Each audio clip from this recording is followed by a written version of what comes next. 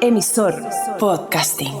Si estás escuchando nuestro podcast en Spotify, te invitamos a seguir y calificar nuestro contenido. Y si estás en Emisor, no te olvides de registrarte y escuchar con tu sesión iniciada. La tensión en Medio Oriente está a un nivel sin precedentes. El sábado 7 de octubre, Israel recibió el ataque más grande de su historia de parte de Hamas, en una acción sorpresa que ha sido catalogada por el ejército israelí como su propio 11 de septiembre. Hamas, calificado como una agrupación terrorista por Estados Unidos, la Unión Europea, Reino Unido, Israel y otras potencias, traspasó Gaza, se infiltró en las fronteras israelíes, atacó por tierra, mar y aire, lanzó cientos de misiles, tomó rehenes y dejó un trágico saldo de cerca de 1.000 muertos. Ante esto, el primer ministro de Israel, Benjamin Netanyahu, declaró la guerra y lanzó una fuerte amenaza. Lo que vivirá Hamas será difícil y terrible. Sus palabras se han hecho realidad en estos últimos días. Israel, que posee el ejército más poderoso de la zona, inició un intenso bombardeo a Gaza, el pequeño territorio palestino situado entre el sur de ese país y el norte de Egipto frente al Mediterráneo. Soy Rafael Cavada y en Corresponsal abordaremos este conflicto centenario de múltiples aristas, una guerra eterna que cada cierto tiempo recrudece. Actualmente el Estado palestino está conformado por dos territorios físicamente separados incrustados en el territorio que controla Israel. Uno es Cisjordania, en la parte este, controlado por la Autoridad Nacional Palestina, liderada actualmente por Mahmoud Abbas, del partido Al-Fatah, y el otro territorio es la ya mencionada Franja de Gaza, que desde 2007 es gobernada por Hamas.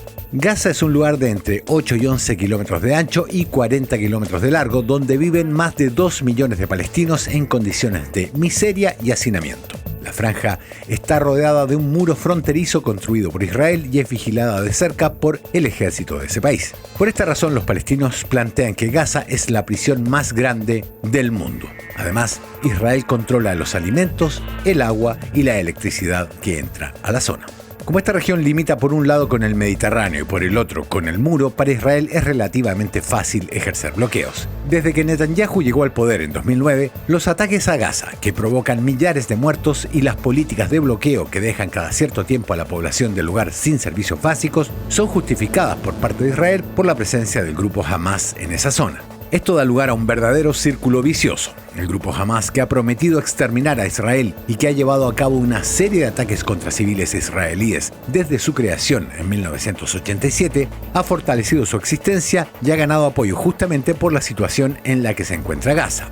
Lo más grave de todo en este conflicto son las pérdidas civiles. Por el lado de Israel se cuentan más de 1.000. Por el lado palestino, el número aumenta día a día y es de varios millares. Gaza es un territorio tan pequeño y densamente poblado que todo ataque de Israel sobre esta zona, independiente de si el objetivo es una base de Hamas, es enormemente destructivo y letal. Netanyahu dijo que los bombardeos seguirán mientras continúen los ataques de Hamas, y Hamas, por su lado, sigue lanzando misiles contra distintas zonas de Israel. Esta es la mayor escalada en el conflicto palestino-israelí en décadas, y todo apunta a que el baño de sangre está recién comenzando. El conflicto entre Israel y Palestina tiene un montón de aristas, pero partamos por la más reciente. ¿Por qué Hamas escogió este momento para atacar? El ataque de este grupo palestino se produjo en una fecha especial, un día después del 50 aniversario del inicio de la guerra de Yom Kippur, conflicto en el que Egipto y Siria invadieron Israel. Esto reviste cierto simbolismo. Para contextualizar, Yom Kippur es el nombre de la festividad más importante del pueblo judío, y se le llamó a esta guerra de 1973 la guerra de Yom Kippur porque los ejércitos árabes escogieron atacar a Israel justo cuando se celebraba esa fiesta, sorprendiendo al poderoso ejército totalmente desprevenido. Fue la primera vez que el Estado judío, creado en 1948, estuvo contra las cuerdas y mostró signos de vulnerabilidad.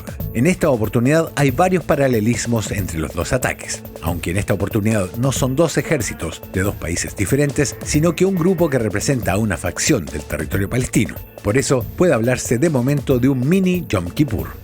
El principal parecido de lo sucedido en 2023 con lo que ocurrió en 1973 es que nuevamente Israel fue tomado por sorpresa. En esta oportunidad se estaba terminando de celebrar la festividad de Simchat Torah, una importante fiesta religiosa, pero esta no es la principal razón por la que el ejército de Israel estaba distraído. Desde principios de 2023, el gobierno de Netanyahu ha enfrentado una serie de protestas por una ley que reforma el sistema judicial. Esto hizo que la milicia de Israel se concentrara en proteger otras zonas fuera de Gaza, incluyendo los asentamientos judíos en la Cisjordania ocupada, una excelente oportunidad para atacar. Pero Eli Barnabi, ex embajador de Israel en Francia y autor de varios libros sobre el conflicto en la zona, dijo a la BBC que había otra razón para que Hamás escogiera este año para reavivar el conflicto. Y esta razón es que las relaciones entre Israel y Arabia Saudita, una de las potencias árabes más importantes de la zona, se estaban normalizando. Algo que protegería aún más la posición de Israel en la región y que debilitaría a la larga cualquier tipo de demanda palestina. Por lo mismo, Hamás necesitaba con urgencia una acción militar que produjera un desequilibrio en la región. La alianza saudita-israelí no solo preocupaba a Hamás, sino que también a su mayor aliado, Irán. El país islámico es otra de las grandes potencias de la zona cuyos máximos enemigos son Israel y Estados Unidos, y que además rivaliza desde siempre con Arabia Saudita por el liderazgo del mundo islámico.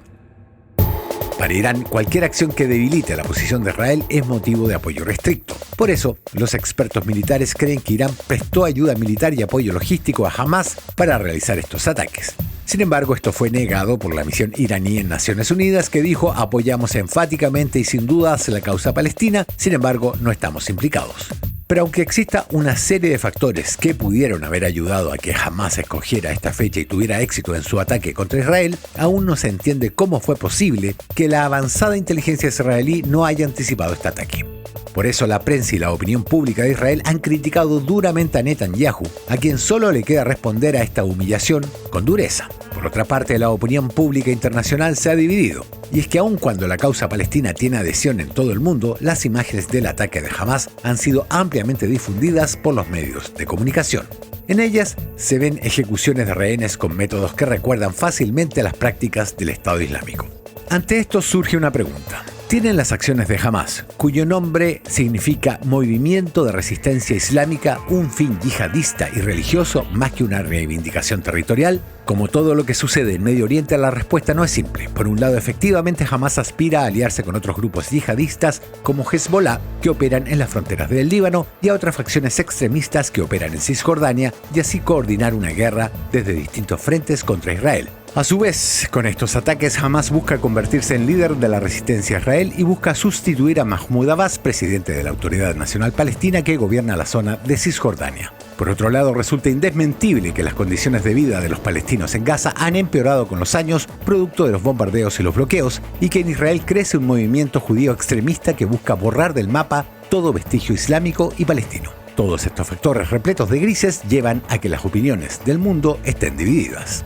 De momento el conflicto está en plena escalada y es muy difícil cuál será su techo. El martes Hamás atacó la ciudad portuaria de Ashkelon, al sur de Israel, y también lanzó misiles sobre Tel Aviv. Además, mantienen un número indeterminado de rehenes por los cuales no están dispuestos a negociar. Por otro lado, Israel ha intensificado sus ataques en contra de Gaza, dejando miles de fallecidos. Hay también preocupación por lo que sucede en la frontera con el Líbano, que podría abrir un nuevo frente en el conflicto.